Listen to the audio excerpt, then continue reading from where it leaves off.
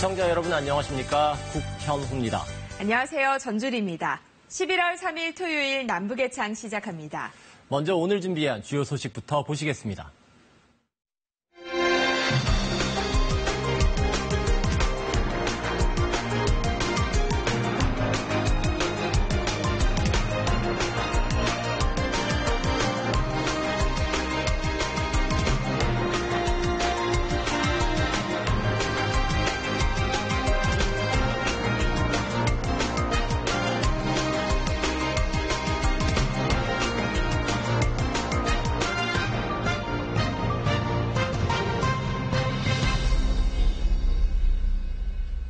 남북이 10월 안에 진행하기로 했던 각종 협력 사업과 회담 등이 사실상 올스톱됐습니다. 폼페이오 장관이 다음 주 북미 고위급 회담을 예고한 만큼 지지부진한 남북관계가 변화를 맞을 수 있을지 주목되는데요. 미국은 협상에서 최대 뇌관인 핵사찰 문제를 논의하겠다고 밝혔고, 이에 맞서기라도 하듯 북한은 김정은 위원장이 직접 대북 제재를 비난하고 나서는 등 기싸움도 치열한 상황입니다. 북미 두 나라는 과연 비핵화와 상응 조치, 빅딜을 통해 2차 북미 정상회담으로 순항할 수 있을까요? 이다솜 리포터가 정리했습니다. 지난 30일 북한 매체는 눈을 맞으며 삼지연으로 현지 지도를 나선 김정은 위원장의 행보를 대대적으로 보도했습니다. 한동안 잦았던 대외 활동을 멈춘 지 19일 만에 재개된 공개 활동. 감자가루 공장을 시찰하며 식량 사정을 살피는 친근한 지도자상을 과시한 김 위원장은 건설 현장에서는 보다 속도를 내라며 질책 섞인 지시를 내렸습니다. 우리 당 창건 75돌을 맞는 2020년 10월까지 삼지연군 총건설 계획을 앞당겨 끝내는 것으로 다시 계획을 짜고 무조건 완수할 때 대한 전투적 과업을 제시하셨습니다. 백두산이 있는 삼지연군은 북한이 관광지로 역점 개발하고 있는 곳. 김 위원장이 주요 전국 구상을 할 때마다 찾던 곳이기도 합니다. 북미 고위급 회담과 실무 협상이 지연되는 가운데 김 위원장이 삼지연을 다시 찾아 경제 건설을 강조한 건 이후 협상을 겨냥한 움직임이란 분석입니다. 고위급 회담에서 논의된 내용 이런 것들에 대해서 자체의 정책 결정자들하고 같이 모여서 시뮬레이션을 하지 않았겠느냐라고 생각을 하고요. 이것은 이제 앞으로 있게 될 고위급 회담을 통해서 미국으로부터 이 경제 제재 해제와 관련된 그것을 이제 얘기하겠다라고 하는 강력한 그런 의지를 이번에 삼지연 방문을 통해서 표출했다라고 봐야죠. 중국 국경과 마주한 함경북도 농촌마을. 가을 거지가 한창인 농부가 쓸 수 있는 게 기껏해야 낫 한 자루. 성능도 안 좋은 트랙터 한 대가 전부입니다. 농업 기술도 비료도 부족한 농사는 올 여름 가뭄에 직격탄을 맞았습니다. 오늘 농사가 안 됐다. 이게 벌써 굽나라기 되는데 퍼렇잖아요. 네. 헐해야 되는데 여기서 뭐가 나올까? 그거 안 됐다 하더라고요. 올해 가물어가지고. 북한 도시에서 흔히 보이는 발전소 건설을 독려하는 구호는 심각한 전력난을 반영합니다.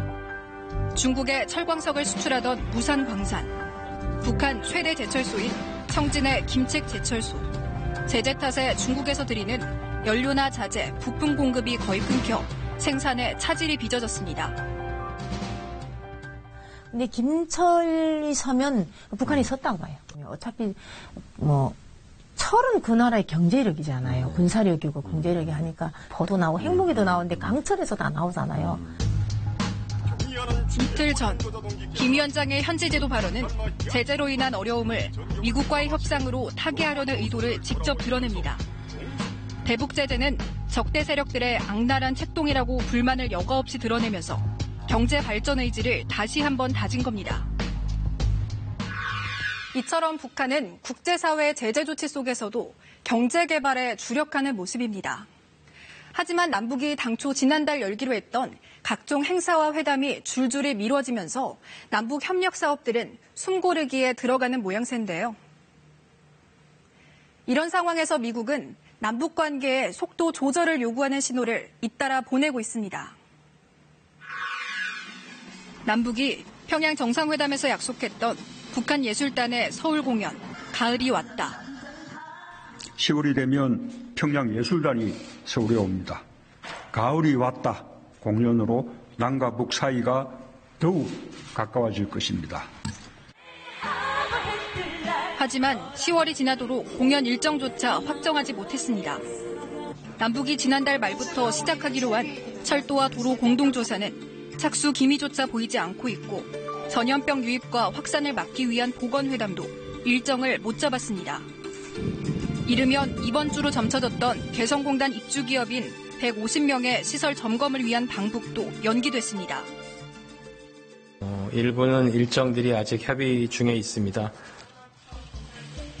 북미 간 비핵화 협상이 교착되고 미국이 남북 교류 협력 속도에 우려를 표하며 제재 유지를 강조한 것이 영향을 미쳤다는 분석이 나옵니다. 조명균 통일부 장관도 남북 협력 사업 지연이 한미 간 의견차와 무관하지 않음을 시사했습니다.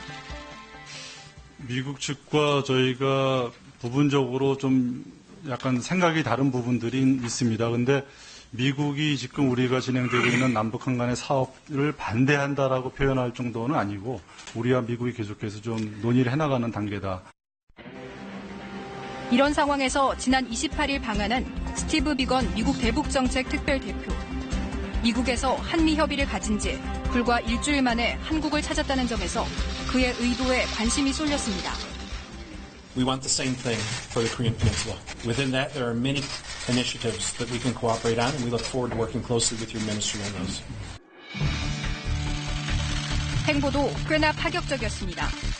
비핵화 협상에 직접 관여하는 청와대 국가안보실장이나 외교통일장관만 만난 게 아니었습니다. 청와대 비서실장의 국정기획상황실장 등 핵협상과 직접 관련이 없는 문재인 대통령의 핵심 측근들을 두루 만난 겁니다. 그러니까 저희가 생각하는 것보다 미국이 속도 조절 그리고 대북 정책에 있어서 한미 간의 조율을 상당히 중요하고 심각하게 생각하고 있는 거예요. 북미 간에 상당히 어렵고 힘든 그러한 협상을 앞두고 미국 입장에서는 한국이 전열에서 이탈할까 봐 상당히 우려스러운 것이고 그거를 다지기 위해서 왔다는 게 맞겠죠. 비건의 이번 서울 방문은 대북 문제 논의를 위한 한미 간 실무협의체, 이른바 워킹그룹을 이달 안에 본격 가동하기로 합의하는 것으로 끝을 맺었습니다. 이 협의체를 통해 대북 정보를 공유하고 대북 제재 적용 문제 등에 있어 한미 간 이견을 조율한다는 설명입니다. We need to meet up as often as possible to make sure there is no daylight whatsoever between our two allies.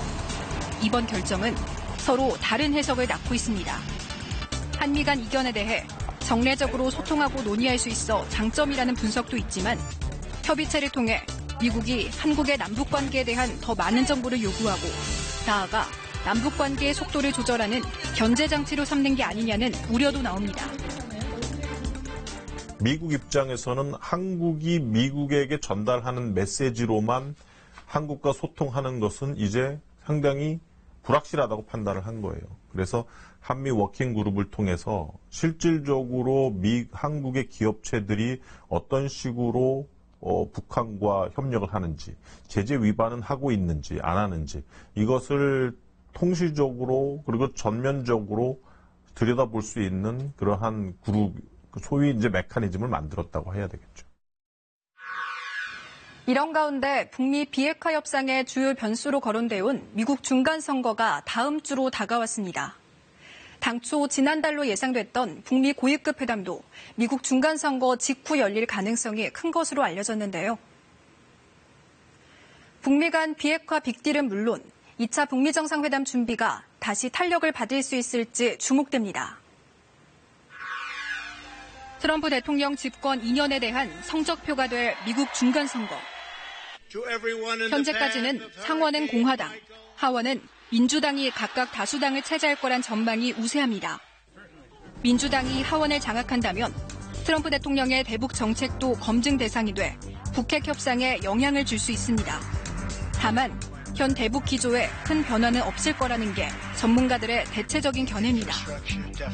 원래 전통적으로 보면 공화당의 대북 정책은 강경한 정책이고 원래 민주당의 대북 정책은 유연한 정책이고 대화 위주예요. 그런데 지금 트럼프 대통령이 대화로 이 비핵화 회담을 추진해 나가겠다라고 지금 하고 있는 거잖아요. 그러니까 민주당이 설령 이기더라도 대화로 해 나가자라고 하는 데는 이 정책에는 변함이 없는 거예요. 아직 중간선거 전이지만 폼페이오 미 국무장관은 북한과 다음 주 고위급 회담을 갖겠다고 이미 공식화했습니다. 장소로는 유엔 북한 대표부가 있는 뉴욕이, 북측 대표로는 기존의 김영철 북한 노동당 부위원장이 유력합니다. 폼페이오 장관은 지난 4차 방북 때 김 위원장이 약속했다던 핵시설 사찰 문제를 논의할 거라고 밝혔습니다. We hope to get them there before too long. It's one of the things I'll speak with my counterpart next week about. 이에 따라 이번 북미 고위급 회담은 핵 사찰을 필두로 한 비핵화 후속 조치와 북한의 상응 조치 요구, 즉 제재 완화 요구가 맞부딪히는 본격적인 첫 시험대가 될 거라는 전망이 나옵니다.